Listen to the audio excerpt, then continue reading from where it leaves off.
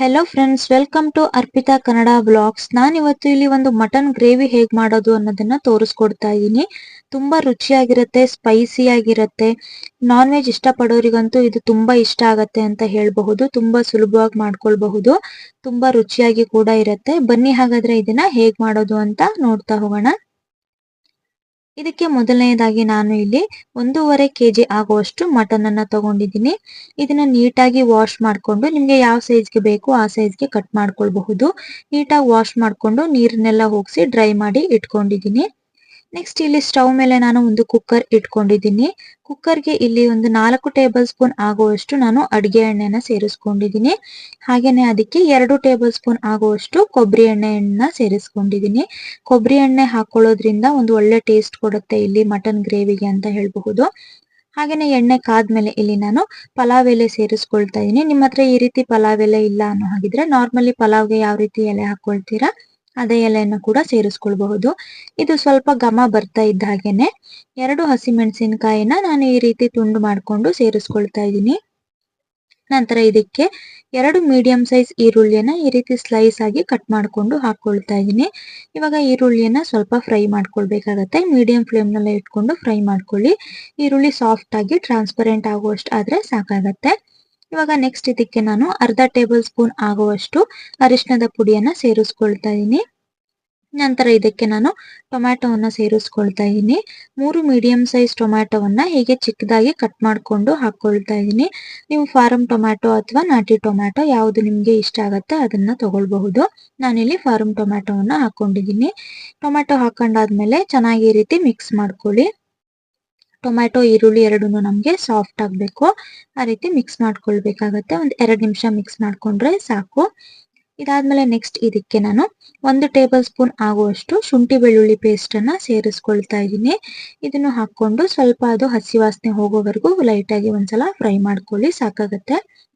ಇದಾದ್ಮೇಲೆ ಇದಕ್ಕೆ ನಾನು ಮಟನ್ ಅನ್ನ ಸೇರಿಸ್ಕೊಳ್ತಾ ಇದ್ದೀನಿ. ನೀರನ್ನ ಹಾಕೊಳ್ಬಾರ್ದು, ನೀರನ್ನೆಲ್ಲ ತಕ್ಕೊಂಡು ಬರೀ ಮಟನ್ ಮಾತ್ರ ಈ ರೀತಿ ಹಾಕೊಳ್ಳಿ. ಮಟನ್ ಅನ್ನೆಲ್ಲ ಸೇರಿಸ್ಕೊಂಡ್ ಆದ್ಮೇಲೆ ಇದಕ್ಕೆ ನಾವು ಉಪ್ಪನ್ನು ಸೇರಿಸ್ಕೊಳ್ಬೇಕಾಗತ್ತೆ. ರುಚಿಗೆ ತಕ್ಕಷ್ಟು ಉಪ್ಪನ್ನ ಸೇರಿಸ್ಕೊಳ್ಳಿ. ನಾನು ಇಲ್ಲಿ 1.5 kg ಆಗುವಷ್ಟು ಮಟನ್ಗೆ 2.5 ಟೇಬಲ್ ಸ್ಪೂನಿನಷ್ಟು ಉಪ್ಪನ್ನ ಸೇರಿಸ್ಕೊಳ್ತಾ ಇದ್ದೀನಿ. ನೀವು ರುಚಿಯನ್ನ ನೋಡ್ಕೊಂಡು ಹಾಕೊಳ್ಬಹುದು. ಉಪ್ಪನ್ನ ಸೇರಿಸ್ಕೊಂಡಾದ್ಮೇಲೆ ಒಂದ್ಸಲ ಈ ರೀತಿ ಮಿಕ್ಸ್ ಮಾಡ್ಕೊಳ್ಬೇಕಾಗತ್ತೆ. ಎಲ್ಲ ಮಿಕ್ಸ್ ಮಾಡ್ಕೊಂಡ್ ಆದ್ಮೇಲೆ ನಾವು ಕುಕ್ಕರ್ ಲಿಡ್ ನ ಕ್ಲೋಸ್ ಮಾಡಿ ವಿಸಲ್ ಹೊಡ್ಸ್ಕೋಬೇಕಾಗತ್ತೆ. 2 ವಿಸಲ್ ಹೊಡಿಸ್ಕೊಂಡ್ರೆ ಸಾಕಾಗತ್ತೆ, ನಮ್ಗೆ ಮಟನ್ ಚೆನ್ನಾಗಿ ಬೆಂದಿರುತ್ತೆ. ಇವಾಗ ನಾನು ಲಿಡ್ ಕ್ಲೋಸ್ ಮಾಡಿ 2 ವಿಸಲ್ ಹೊಡ್ಸ್ಕೊಳ್ತಾ ಇದ್ದೀನಿ. ಇವಾಗ ನೋಡ್ತಾ ಇದೀರಾ ಮಟನ್ ಎಲ್ಲ ಚೆನ್ನಾಗಿ ಬೆಂದಿದೆ. ನಾನು 2 ವಿಸಲ್ ಹೊಡ್ಸ್ಕೊಂಡಿದ್ದೀನಿ. ಇದಾದ್ಮೇಲೆ ಒಂದ್ಸಲ ಮಿಕ್ಸ್ ಮಾಡ್ಕೊಳ್ಬೇಕಾಗತ್ತೆ. ಮಟನ್ ಬೆಂದಿದೆಯೋ ಇಲ್ಲ ಅಂತ ಮತ್ತೊಂದ್ಸಲ ಚೆಕ್ ಮಾಡ್ಕೊಳ್ಳಿ. ನೆಕ್ಸ್ಟ್ ಇವಾಗ ನಾವ್ ಇದಕ್ಕೆ ಮಸಾಲೆ ಪೌಡರ್ ಗಳನ್ನ ಆಡ್ ಮಾಡ್ತಾ ಹೋಗೋಣ. ಇದಕ್ಕೆ ಮೊದಲನೆಯದಾಗಿ ನಾನು ಧನಿಯಾ ಪುಡಿಯನ್ನ ಸೇರಿಸ್ಕೊಳ್ತಾ ಇದ್ದೀನಿ. 2 ಟೇಬಲ್ ಸ್ಪೂನ್ ಆಗುವಷ್ಟು ಧನಿಯಾ ಪುಡಿಯನ್ನ ಸೇರಿಸ್ಕೊಳ್ತಾ ಇದ್ದೀನಿ. ಹಾಗೇನೆ ಸುಮಾರು 1 ಟೇಬಲ್ ಸ್ಪೂನ್ ಆಗುವಷ್ಟು ಕಾಳು ಮೆಣಸಿನ ಪುಡಿಯನ್ನ ಸೇರಿಸ್ಕೊಳ್ತಾ ಇದ್ದೀನಿ. ನಂತರ ಇದಕ್ಕೆ ನಾನು 1 ಟೇಬಲ್ ಸ್ಪೂನ್ ಆಗುವಷ್ಟು ಅನಾನಸ್ ಹೂ ಪುಡಿಯನ್ನ ಸೇರಿಸ್ಕೊಳ್ತಾ ಇದ್ದೀನಿ.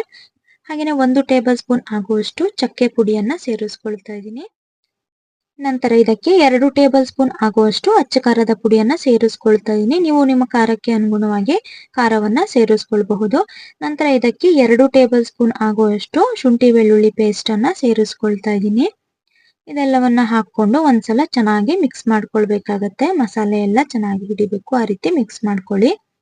ಮಿಕ್ಸ್ ಮಾಡ್ಕೊಂಡ್ ಆದ್ಮೇಲೆ ಮತ್ತೆ ನಾವು ಇದಕ್ಕೆ ಮಟನ್ ಮಸಾಲೆಯನ್ನ ಸೇರಿಸ್ಕೊಳ್ಬೇಕಾಗತ್ತೆ. ನಾನು 1 ಟೇಬಲ್ ಸ್ಪೂನ್ ಆಗುವಷ್ಟು ಮಟನ್ ಮಸಾಲೆಯನ್ನ ಸೇರಿಸ್ಕೊಳ್ತಾ ಇದ್ದೀನಿ. ಇದನ್ನು ಕೂಡ ಸೇರಿಸ್ಕೊಂಡಾದ್ಮೇಲೆ ಒಂದ್ಸಲ ಈ ರೀತಿ ಮಿಕ್ಸ್ ಮಾಡ್ಕೊಳ್ಬೇಕು.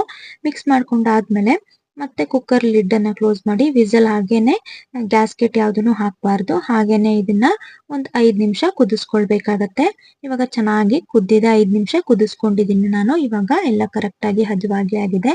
ಇದಕ್ಕೆ ಕೊನೆಯದಾಗಿ ನಾನು 3 ಟೇಬಲ್ ಸ್ಪೂನ್ ಆಗುವಷ್ಟು ಕೊತ್ತಂಬರಿ ಸೊಪ್ಪನ್ನ ಚಿಕ್ಕದಾಗಿ ಕಟ್ ಮಾಡ್ಕೊಂಡು ಹಾಕೊಳ್ತಾ ಇದ್ದೀನಿ.